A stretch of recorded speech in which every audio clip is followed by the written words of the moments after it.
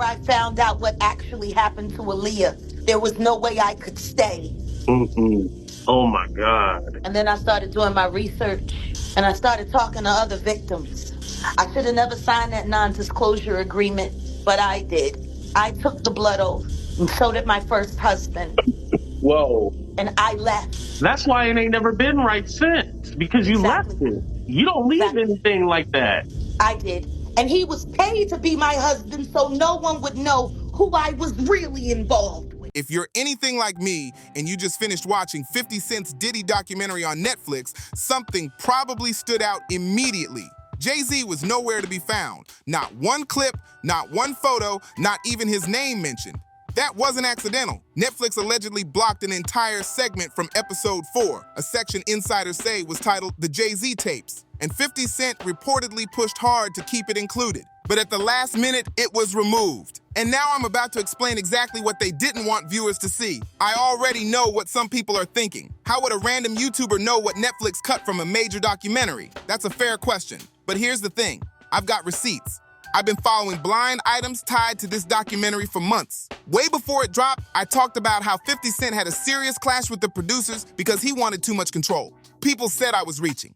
Then Gene Deal came out in recent interviews and confirmed that tension was real. So no, this isn't just random theories. And to make it even clearer, 50 Cent himself posted on Instagram just days ago. The caption said, "Yes, I have the footage. LOL. You can check it yourself." When 50 says he has footage and laughs about it, that usually means he's sitting on something serious. He was basically signaling that what I'm about to lay out actually exists. Netflix just chose not to show it.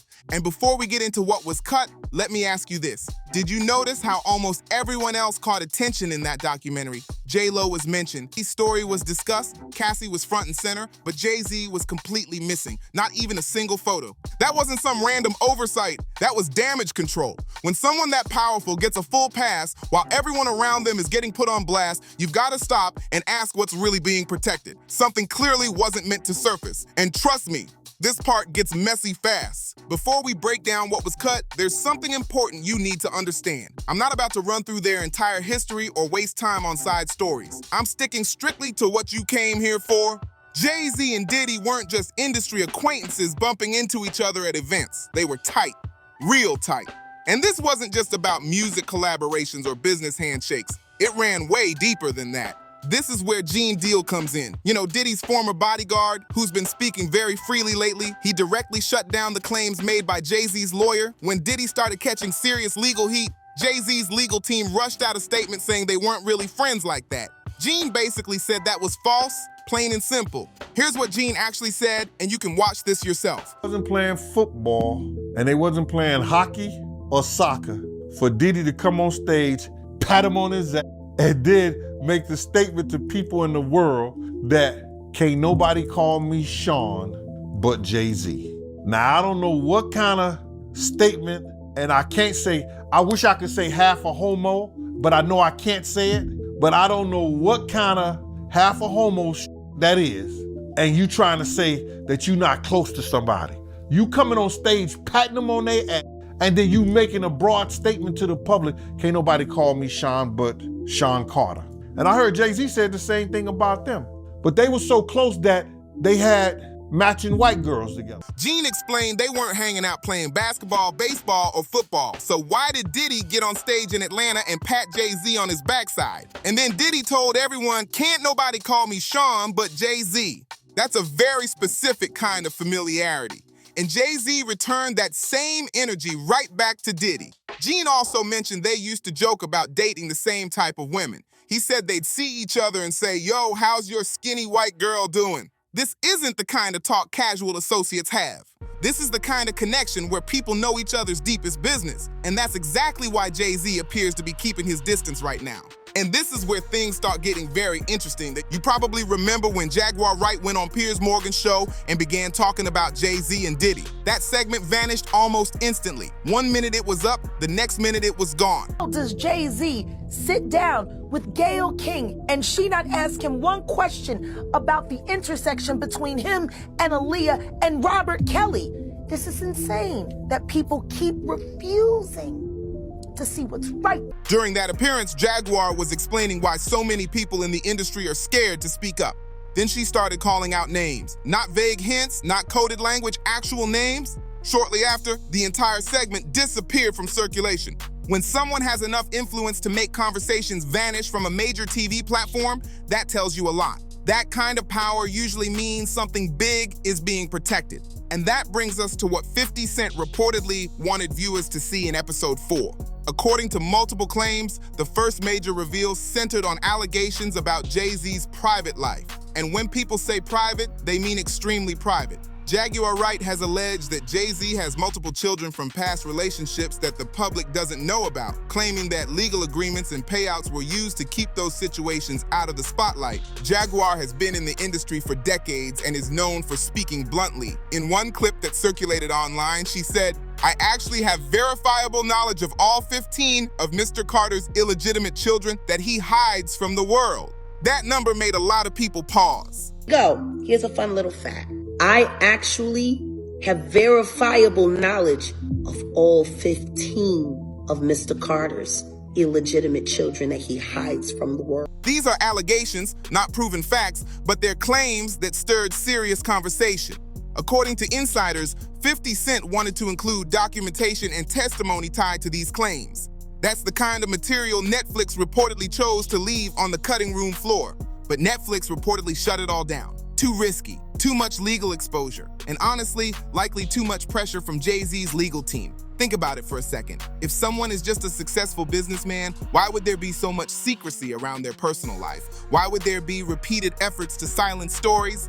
Those are the kinds of questions 50 Cent allegedly wanted viewers thinking about, but Netflix made sure that conversation never happened.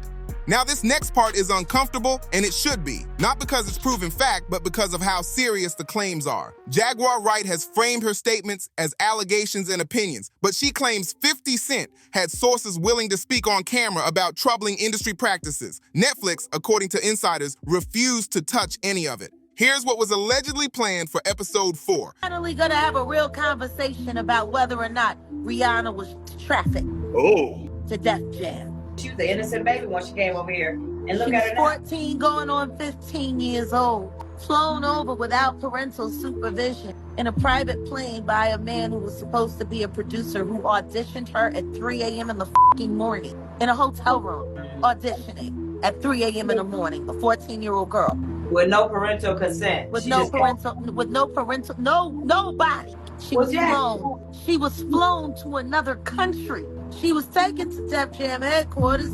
She was left in a conference room alone with Sean Carter for nearly 6 hours alone with no parental supervision. Jaguar Wright has publicly claimed that Rihanna's early career involved questionable decision-making by adults around her. To be clear, these are allegations, not established facts. Rihanna herself has shared parts of her early story in interviews, including how she was discovered in Barbados at age 16 by producer Evan Rogers, who helped connect her to the U.S. music industry. Rihanna has confirmed that she flew to the United States at a young age to pursue music opportunities. She has also said she auditioned for Jay-Z shortly after arriving. These meetings, according to public interviews, happened late at night, which has raised concerns among critics looking back. Jaguar Wright alleges that financial agreements were involved between industry figures and Rihanna's family. These claims have never been proven, and no official records confirm them.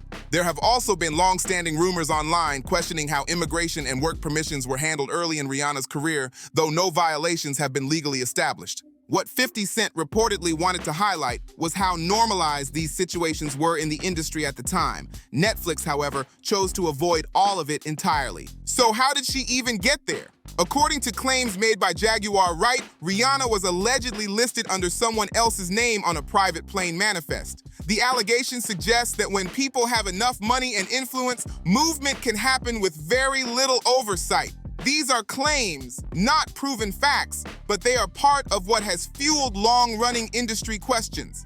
After arriving, Rihanna was brought to Def Jam headquarters. She was placed in a conference room and, according to multiple public accounts, ended up spending hours there late into the night. Reports and interviews suggest she was in the building with Sean Carter, known professionally as Jay-Z, while other adults eventually cleared out. It's important to be clear here. No illegal conduct has been proven, and no charges have ever been filed related to this situation. Rihanna herself has spoken publicly about how overwhelming that period was. In an older interview, when asked about the biggest change after moving to America, she said, "Being away from my friends and family. After growing up around my mom and all my friends for 17 years and then moving to a big city with no one. All my family and friends are still in Barbados. So moving to a big city with basically strangers, that was the hardest thing for me to cope with. That word, strangers, is what critics focus on. People continue to question who was responsible for protecting a teenager navigating a powerful industry alone. There's another industry moment that often gets brought up. Around the same time Rihanna was signed, Def Jam had another young artist, Tyra Marie, who was also 16 when she entered the spotlight. She had been signed earlier and was gaining attention. After Rihanna's arrival, Tyra Marie was eventually released from the label, while Rihanna's career rapidly took off. Some online discussions speculate about industry favoritism and behind-the-scenes decisions. Tyra Marie has since been linked, in public reporting, to legal matters involving alleged misconduct from that era. These remain allegations, not confirmed findings. Still, the timing has raised questions that people say were never fully addressed. You start noticing a pattern when you line everything up: young artists entering the industry, powerful executives controlling opportunities, and careers that seem to depend on silence and compliance. That's what makes people uncomfortable when these conversations come up. Another thing that has always stood out to fans is this: Rihanna and Beyoncé have never collaborated. Not once. They're both global stars. They've both been connected to the same industry circles. In a business built on high-profile collaborations, that absence has always raised eyebrows. They rarely appear together publicly, and that gap has fueled years of speculation online. Some rumors claim that unresolved personal or professional tension may be part of the reason. These are rumors, not confirmed facts, but they're often brought up when people discuss power dynamics behind the scenes. Rihanna herself has spoken about expressing emotions through her art. Her 2016 album Anti featured cover art showing a young figure with a crown covering her eyes. Many fans interpreted that imagery as symbolic, suggesting themes of vulnerability, control, and not being able to fully see what's happening around you. Jaguar Wright has described this imagery as symbolic commentary, though that interpretation remains her opinion. The album title Anti has also been viewed by some as representing resistance or pushing back against past experiences. At the time, most listeners focused on the music, not the deeper meaning some believe was embedded in the visuals. According to reports, 50 Cent allegedly planned to explore these interpretations further in episode 4, including interviews with former label employees and timelines that added context. Netflix ultimately chose not to include that material, citing controversy and legal risk. Another major topic that was reportedly meant to be addressed was Aaliyah. Her relationship with R. Kelly, which began when she was underage, is now widely acknowledged as inappropriate and harmful. While her parents eventually intervened, many people have since questioned how much the industry knew and how many chose to look away.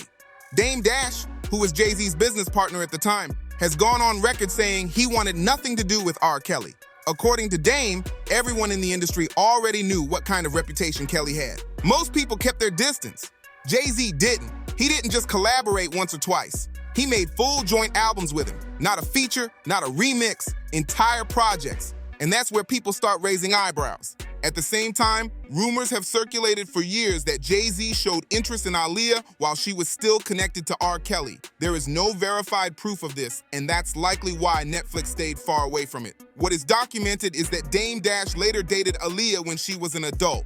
That timeline alone has caused people to question where everyone stood during her earlier years and why certain collaborations kept happening despite what was widely known. The bigger question critics keep asking is why Jay-Z appeared comfortable working closely with R. Kelly when so many others weren't. Some believe it came down to shared access, shared spaces, and shared industry circles. Those are opinions, not facts, but they've been repeated enough to keep the discussion alive.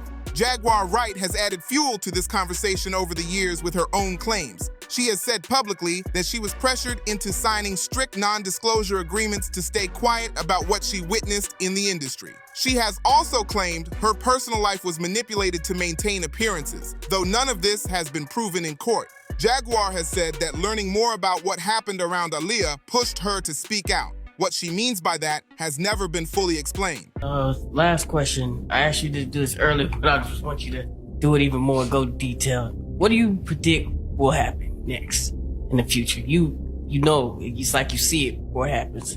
Kathy White's true killer is going to be unveiled. And it's not a man. And that woman died screaming. Anything else? Yeah. Show him the tape, Diddy. You got it. Oh, man, That might buy you a little time. You should probably stop looking for plastic surgeons. man. Looking for a new life. Jay-Z too. Beyonce too. And we're gonna round up all the Cause see, I love a good gay man. I just can't stand him. And that's what it is. With that being You said, wanna know what's gonna happen next? Yeah. I'm about to up America. Aaliyah tragically died in a plane crash in 2001. Officially, it was ruled an accident. Still, speculation has followed for decades. What is known is that Aaliyah was beginning to separate herself from certain industry relationships before her death. That part of the story is documented. Everything else remains disputed, debated, and deeply sensitive. She was growing up, gaining independence, and starting to make her own choices instead of playing along with industry expectations. Then suddenly, she was gone. What 50 Cent reportedly wanted to explore in episode 4 wasn't about accusing anyone of murder because there's no proof of that.